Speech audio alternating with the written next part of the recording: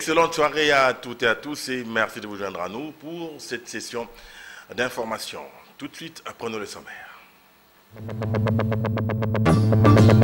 Quelques jours après le débordement du lac Tanganyika, les dégâts s'en suivent, notamment la principale, la route Lumumba, l'un des plus longs boulevards macadamisés du pays, qui n'a pas échappé à la méchanceté du majestueux Tanganyika.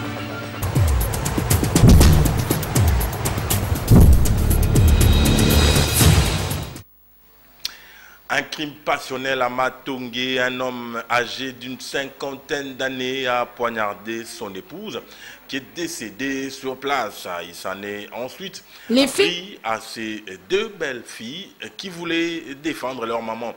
Cet événement tragique s'est déroulé dans la nuit du 29 au 30 mai au quartier Matongé dans la commune de Kalamou. Le récit est de Jenny Tamboué. Les faits se sont déroulés dans la soirée du samedi après la finale de la Ligue des Champions dans une résidence située dans le quartier Matongé à Kinshasa. Les sang a coulé aux environs de 23 heures. Un pasteur tient un couteau dans sa main tremblante après une crise altercation avec sa femme. Les couples battaient des laides, l'homme poignarde toute sa maisonnée. Le bilan est grave, on note la mort de la belle-fille de l'assassiné et de son épouse. L'une de ses belles-filles et son fils sont gravement touchés. Excommuniés de son église d'attache, les pasteurs piqués de crises de jalousie depuis quelque temps et en avaient faim, selon plusieurs sources, déconnent le pot aux roses des infidélités de son épouse. Les pasteurs se sentaient de plus en plus rabaissés par son épouse et ses belles-filles. Ayant perdu de toute son autorité au sein de la famille, le pasteur passait la majeure partie de son temps au Parlement debout de coin des avenues. Et pour assouvir à son ego pathologique, il a déversé sa colère sur son environnement. Arrêté la même nuit par la police nationale congolaise pour homicide volontaire, le pasteur devra donc répondre à ses actes devant la justice congolaise. Le cabinet du président de la République est en deuil. Il vient de perdre M. Henri Kitenge Yezu, les hauts représentants du chef de l'État décédé ce lundi 31 mai dans la matinée à Kinshasa. Nommé par ordonnance en mars 2019, M. Henri Kitenge Yezu a exercé ses hautes fonctions jusqu'à son décès inopiné. Des vivres et non-vivres ainsi que de l'eau potable constituent l'assistance du gouvernement distribuée aux déplacés cantonnés dans différents sites des refuges à Goma, dont Saké. Le gouverneur militaire Constant Ndima a effectué les déplacements sur place pour se faire. Reportage. Général Constant Ndima, très épris de la situation humanitaire désastreuse de ces populations déplacées, a apporté une assistance du gouvernement composée essentiellement de vivres et non-vivres, des produits pharmaceutiques et 120 mètres cubes d'eau potable pour soulager tant soit peu ces patriotes en détresse. Dans son adresse à la population, le lieutenant général Constant Ndima a fait attendre que le danger est encore là. Il faut être patient et prudent, a-t-il martelé. Nous devons être vigilants, patients, parce que nous n'avons pas la décision. Ce sont les indications des scientifiques qui nous orientent.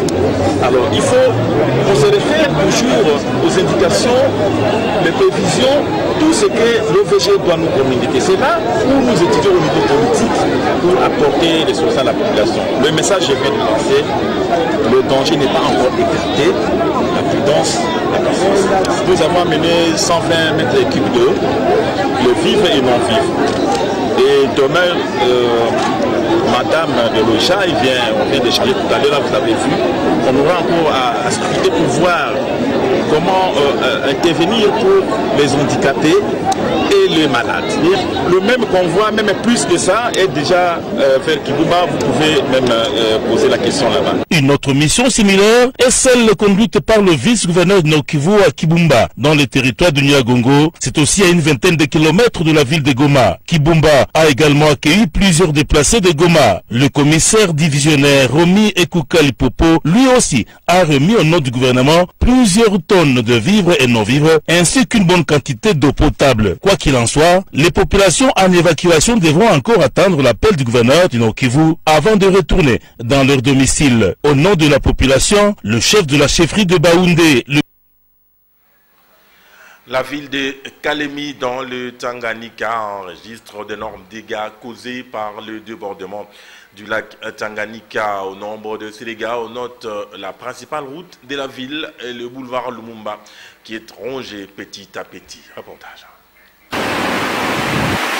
Le lac Tanganyika, insaisissable. À l'image des laves des Nyiragongo, ces vagues détruisent tout à leur passage. La ville de Kalemi voit sa beauté côtière disparaître au jour le jour par cette montée inexplicable des eaux du lac associée aux agitations permanentes qui à coup sûr laissent des traces déplorables. C'est de cette manière que les bâtiments s'écroulent en dépit de leur construction résistante. Des quartiers entiers submergent, des routes inondées. Le quartier d'Ave, l'une des entités littorales des Rainons de la ville, voit la quasi-totalité de ces maisons dans les eaux du lac, les propriétaires contraints de les abandonner, au profit des poissons et quelconques autres animaux aquatiques. La principale Lumumba, l'un des rares longs boulevards macadamisés du pays, n'échappe pas à la méchanceté du majestueux Tanganyika. À certains endroits, du côté aéroport de Kainda, seules 2 bandes parmi les 4 sont usitées par le fait que les autres sont en voie de disparition dues à des turbulentes vagues du lac. L'on peut bien voir ici que les lampadaires censés éclairer la route durant la nuit sont à même le sol, car les étendues leur dévolues sont déjà emportées par les eaux, et ce, en dépit des efforts du gouvernement provincial ayant tenté de limiter cette pression à l'aide de ses multiples moellons. La rivière Lukuga, principale déversoir du lac, a débordé son lit et les différents collecteurs qui normalement y jettent les eaux des pluies en reçoivent au contraire et inondent par conséquent la principale Lumumba complètement délabrée à cet endroit, raison d'ailleurs de ce manque de fréquence des véhicules qui se sont trouvés un refuge sur le sens unique de l'avenue Kalemi. Cette catastrophe du lac frappe tous les secteurs, y compris les loisirs. Les stades de football construits à l'honneur de Janson Saint-Doué et dont il porte le nom d'ailleurs, on ne peut le reconnaître qu'à travers ses poteaux et sa tribune, le reste de son air, désormais une propriété du lac. Le lac Tanganyika ne recule pas et la ville de Kalemi est en train de partir. Les concernés n'en disent mot. Et si le débat politique changeait des rivages pour la sauvegarde de la postérité, nombreux s'y attendent le plus. Le football club féminin Ituri qui participe à la Coupe du Congo qui se joue dans la capitale reste solidaire avec les Ituriens et Ituriennes qui passent des moments difficiles, notamment avec les récents massacres. Ce club venu de Bunia a bien passé son message de soutien par l'entremise de Georges Simbouissou, point focal et encadreur de l'équipe. Reportage pour Dongazami et Rigomoulopo. Le football féminin de l'Ituri a presté ce lundi 31 mai 2021 face au FC Tomambote de Bandundouville. Dans le cadre de 12e édition de la Coupe du Congo Dames, organisée par la Ligue nationale de football, a vu son adversaire se joindre à lui pour compatir au chagrin causé par les massacres de plus de 80 personnes perpétrés la nuit du dimanche au lundi par des forces négatives. Les joueuses des 2 équipes portaient les calicots avec message condamnant ces actes inhumains et horribles. Je suis peiné, révolté même, de voir qu'il y a massacre en Ituri. Et plus de 80 personnes sont tuées cette nuit en Ituri. Le Congo est un. Lorsque les doigts souffrent, la tête ne doit pas se réjouir. Et je salue aussi l'instauration de l'état de siège en Ituri. Mais cela n'est pas suffisant. Il faut beaucoup plus que ça. Il faut arrêter de tuer les innocents. Arrêtons s'il vous plaît. J'interpelle Son Excellence, Monsieur le Président de la République, pour que la paix règne en République démocratique du Congo et particulièrement à l'Est. Qu'on arrête de tuer les enfants, qu'on arrête de massacrer les femmes, qu'on arrête de tuer les écoliers. Je suis peiné et j'en appelle à la conscience de tous. La MONUSCO, qui est là depuis plus de 15 ans, je l'interpelle. Pourquoi continuer à massacrer pendant que vous êtes là? Qu'est-ce que vous faites? Qu'est-ce que le monde fait? Solidaires, nous devons arrêter. Arrêtons ça. Pour donner de la joie à ces ressortissants, les joueuses de la province de l'Ituri ont atomisé les FC Tomambote par 10 buts à 0. Allez, le message est très bien passé. Le directeur du Bureau conjoint des Nations Unies aux droits de l'homme a été reçu par la ministre d'État, ministre de la Justice, Rose Mutombo. Ils ont échangé sur les questions des détentions et d'alimentation des détenus en RDC. Bien avant cela, 320 détenus graciés ont quitté la prison sur instruction de l'autorité. Sylvie Fortuné-Moula. Les questions sur la justice transitionnelle et des conditions de détention dans les prisons ont été au cœur des échanges entre Rose Mutombo et Abdoulaziz Thioye. La ministre d'État, ministre de la Justice et les directeurs du Bureau conjoint des Nations Unies aux droits de l'homme ont discuté ces questions d'intérêt commun. Qui dit droits de l'homme, dit justice. Qui dit droits de l'homme, dit prison. L'action gouvernementale, c'est la continuité. Il fallait reprendre certaines discussions que nous avions eues avec ses prédécesseurs et sur lesquelles nous devions revenir aujourd'hui, même si elle n'a pas attendu de nous rencontrer pour le faire. Elle a déjà posé des actions très fortes dans des domaines qui, jusque-là, sur lesquels on attendait des actions décisives. Les directeurs du Bureau conjoint des Nations Unies aux droits de l'homme est également revenus sur la lutte contre l'impunité, une haute priorité du discours d'investiture du chef de l'État congolais. Toujours dans le même ordre d'idées, près de 320 détenus ont été libérés dernièrement à la prison centrale de Makala. Cette action fait suite à la première réunion du Conseil supérieur de la magistrature avec la ministre d'État, ministre de la Justice Rose Mutombo, sur la question de la libération conditionnelle des prisonniers et désengorger les maisons pénitentiaires. Le président de la République avait pris une ordonnance des mesures de grâce pour la libération conditionnelle de certains condamnés fin décembre 2020 concernant 846 personnes. Le 31 mai de chaque année est dédié à la journée mondiale sans tabac. Cette journée est l'occasion pour les gouvernements et l'Organisation mondiale de la santé d'informer et de sensibiliser la population aux effets nocifs et mortels du tabagisme actif ou passif. Commentaire, Sylvie Fortuné-Moula. Depuis près de 20 ans, le nombre total de consommateurs de tabac dans le monde a diminué d'environ 60 millions selon la 3e édition du rapport mondial de l'Organisation mondiale de la santé sur les tendances de la prévalence du tabagisme 2000-2025. Depuis 2010, le tabagisme recule dans 60% de pays environ. Et selon les projections, le nombre de consommateurs va encore diminuer d'ici 2025. L'OMS affirme que cet état de choses représente un grand pas en avant pour la santé publique mondiale.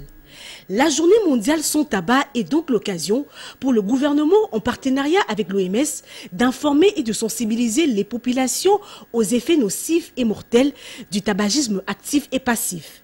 Conformément au thème de l'OMS pour 2021, s'engager à arrêter. Arrêter de fumer est donc la meilleure chose que le fumeur puisse faire pour réduire à la fois le risque de maladies telles que les cancers, les maladies cardiaques et respiratoires. L'arrêt du tabac entraîne des effets bénéfiques, immédiats et à long terme. 20 minutes à peine après avoir arrêté de fumer, le rythme cardiaque baisse. En 2 à 12 semaines, la circulation sanguine s'améliore. À 5 à 15 ans, le risque d'accident vasculaire cérébral AVC est réduit à celui d'un non-fumeur. La pandémie de Covid-19 a poussé des millions de consommateurs de tabac à vouloir arrêter. Mais dire adieu au tabac est difficile, mais possible.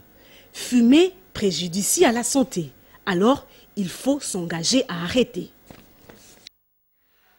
Les tracasseries policières n'en finissent pas sur les routes de Kinshasa, précisément dans la partie est de la capitale, à Mokali, située dans la commune de Kimbanseke.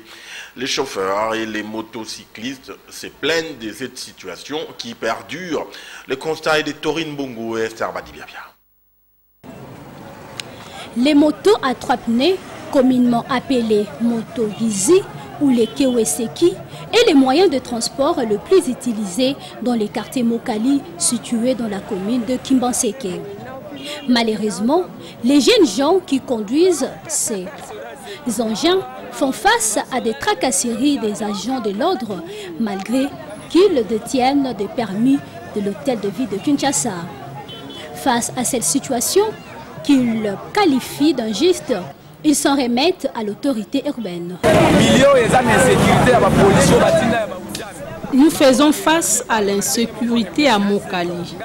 Les policiers aiment arrêter les enfants, les chauffeurs, et ils pensent que ce sont les Kuluna.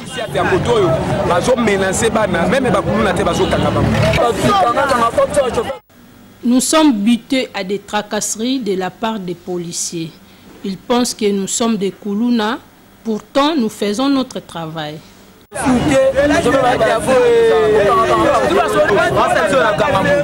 Généralement, les policiers prennent même notre argent lorsqu'ils nous arrêtent.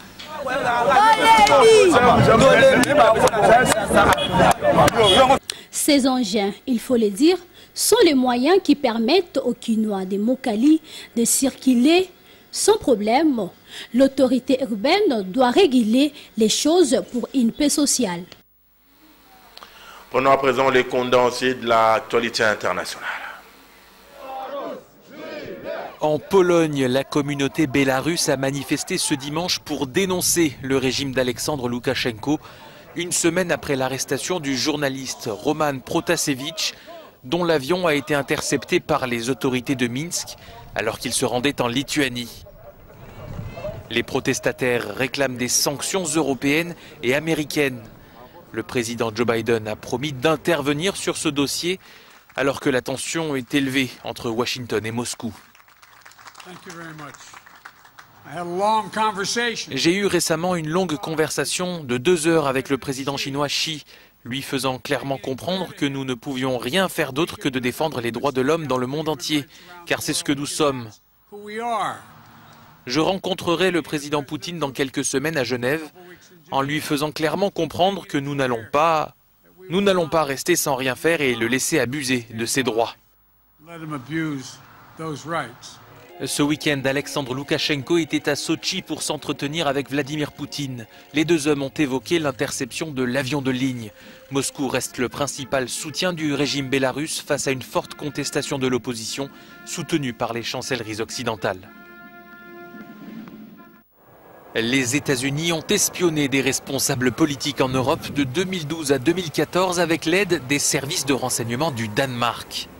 L'information a été rendue publique ce dimanche par la télévision danoise qui a enquêté conjointement avec plusieurs médias européens. Parmi les personnalités espionnées, Angela Merkel et son ministre des Affaires étrangères de l'époque, Frank-Walter Steinmeier. Cette affaire, confirmée par plusieurs sources, coïncide avec les révélations d'Edward Snowden en 2013. Cet employé de la NSA, devenu lanceur d'alerte, avait alors révélé l'existence d'un système de surveillance mondiale des communications, visant notamment les Allemands et le téléphone de la chancelière en particulier. Selon l'enquête, la NSA s'était branchée sur des câbles de télécommunications danois pour espionner des responsables de premier plan et des hauts fonctionnaires en Allemagne, en Suède, en Norvège et en France. Les services américains auraient ainsi pu accéder aux SMS et aux appels téléphoniques, au trafic Internet et aux services de messagerie de leaders politiques. La ministre danoise de la Défense, Trine Bramsen, aurait été informée de cette affaire en août 2020 et a déclaré à l'AFP que l'espionnage systématique par des alliés était inacceptable. L'ambassadeur d'Ukraine en Thaïlande, Andriy Bechta, a été retrouvé mort dimanche sur l'île balnéaire de Koh Lipe, où il était en vacances avec son fils. La police nationale a indiqué dimanche qu'il avait été retrouvé mort vers 5h30 du matin dans sa chambre d'hôtel. Son fils a indiqué qu'il s'était réveillé à 4h30 en vomissant avant de perdre connaissance. Le corps d'Andriy Bechta a d'abord été envoyé dans un hôpital local pour une autopsie avant d'être transporté dans la capitale thaïlandaise pour un examen plus approfondi sur les causes de sa mort. L'enquête préliminaire n'a montré aucun signe d'attaque ou de violence sur l'homme de 45 ans. Arrivé en 2007 en Thaïlande en tant que conseiller à la mission diplomatique de Bangkok, il avait été nommé directeur général adjoint de l'ambassade en 2011, avant de prendre le poste d'ambassadeur en 2016. La lecture des parutions d'aujourd'hui, c'est tout de suite avec Polydor Ngaziami, revue de presse.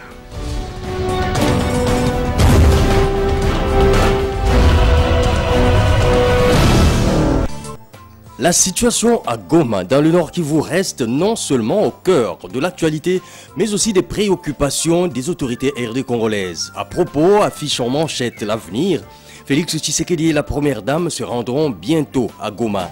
Le président de la République l'a annoncé samedi 29 mai au cours des échanges qu'il a eus avec la presse. Il s'y rendra dès l'ouverture du premier aéroport dans la région pour se rendre compte de l'organisation du retour des déplacés et leur apporter son soutien, fait savoir le quotidien. Et justement, parlant des personnes évacuées, la référence plus renseigne qu'elles vivent l'enfer. Le journal cite les cas de celles qui s'étaient réfugiées à Bujovu, au Rwanda, et celles qui ont pris le chemin de Saké, où les conditions de vie ont tout simplement été exécrables. À Goma, titre La Prospérité, reprenant les propos du chef de l'État tenu samedi dernier devant la presse, la situation est grave, mais sous contrôle.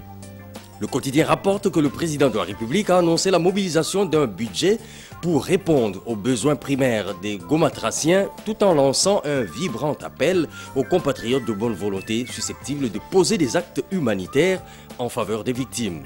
En revanche, indique la tempête des tropiques, Tshisekedi déconseille le retour à Goma. Le président de la République ne souhaite pas que les populations qui ont quitté la ville de Goma retournent en ce moment précis dans les habitations situées dans les zones déclarées rouges par les experts. Car tout peut arriver avec la coulée souterraine de la lave dans certaines zones de la ville, et ce, a dit Félix Tshisekedi, même s'il reste 1% d'incertitude. Le journal revient sur le 5e Conseil des ministres du vendredi dernier, conseil au cœur duquel ont figuré la situation de Goma et la prorogation de l'état de siège. En effet, note le tabloïd, le chef de l'État qui a présidé ce conseil a salué les efforts constants des nouvelles autorités militaires dans les provinces de l'Ituri et du Nord Kivu pour vaincre l'ennemi, avant de demander au gouvernement de saisir le Parlement pour obtenir une prorogation de 15 jours permettant aux officiers de continuer le déploiement de leur plan. Pendant ce temps, renseigne Forum des As à partir de Lubumbashi où il a lancé la caisse de solidarité, Moïse Katumbi a déjà collecté, et ce en 2 jours, 86 000 $ américains en faveur des sinistrés de Goma. L'ancien gouverneur du Katanga a promis dès lors de remettre ses frais au gouvernement central. Mais il n'est pas que préoccupé par la situation à Goma. Il l'est aussi par le projet de loi sur la nationalité déposé à l'Assemblée nationale par Noël Tchani, ancien candidat président de la République. Se sentant visé dans cette initiative, Moïse Katumbi promet qu'il ne se laissera pas abattre. Pressenti candidat à la présidentielle 2023, il a demandé aux députés nationaux de n'accorder aucune attention à ce texte porteur des germes des divisions. L'actualité livrée par les parutions de ce lundi, c'est aussi la confirmation par le président de la République Félix Tshisekedi de la candidature de la RDC au Conseil de sécurité de l'ONU pour 2022-2023. Pour le chef de l'État qu'il a annoncé samedi dernier devant les ambassadeurs et chefs des missions diplomatiques accrédités en RDC, écrit l'agence congolaise de presse, la République démocratique du Congo est la candidature idéale pour le compte de l'Afrique centrale, eu égard à sa situation géostratégique sur le continent. 2 nouvelles qu'annonce le journal. C'est d'abord le renouvellement sous peu du conseil d'administration de la Banque centrale du Congo en vue de conformer son fonctionnement aux exigences du pays vis-à-vis de ses partenaires et aux standards internationaux, ce qui provoquera la chute de Deogracias Mutombo ainsi que la publication de la liste des entreprises accordant des avantages illégaux aux mandataires publics. Parmi ces entreprises figurent la SNEL, la Régie des eaux, l'OCC, la SCTP, la CNSS, le FONER, Congo Airways. Ce réseau d'entreprises a été démantelé par les services de la primature. La pratique décriée et concoctée, apprend-on, par certains directeurs généraux, des présidents des conseils, des commissaires aux comptes, sans ignorer la complicité silencieuse de certains ministres. À en croire les mêmes sources, écrit le journal, certains mandataires publics toucheraient 100 000 $ américains des avantages par mois avec des soins de santé à l'étranger pour toute leur famille. Ce qui est aussi évoqué par le Soft International qui alerte que l'inspection générale des finances lâche sa bombe atomique à fragmentation. Célestin Pierre Sassi, directeur général de l'OCC, Placide Chisumpa, président du conseil d'administration de l'OCC, Désiré Balazire, directeur général du Congo Airways, Louise Mayuma Kassende, président du conseil d'administration de Congo Airways, Patrice Kitebi, directeur général des FPI, et Isidore Kabwe, président du conseil d'administration des FPI, sont les potentiels candidats qui pourraient paraître devant le procureur général. À ce groupe s'ajoutent Mouyej, Manguez, Mans et Atumatubwana. Bonsoir.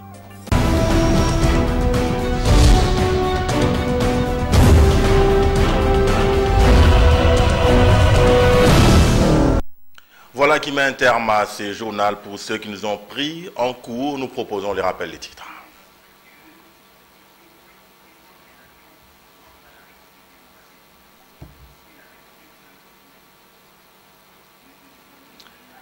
Allez, je crois que là, la machine nous fausse compagnie. C'est bien la fin de cette session d'information. On se donne rendez-vous quelques jours après le débordement du lac Tanganyika. Les dégâts s'en suivent, notamment la principale, la route Lumumba, l'un des plus longs boulevards macadamisés du pays, qui n'a pas échappé à la méchanceté du majestueux Tanganyika.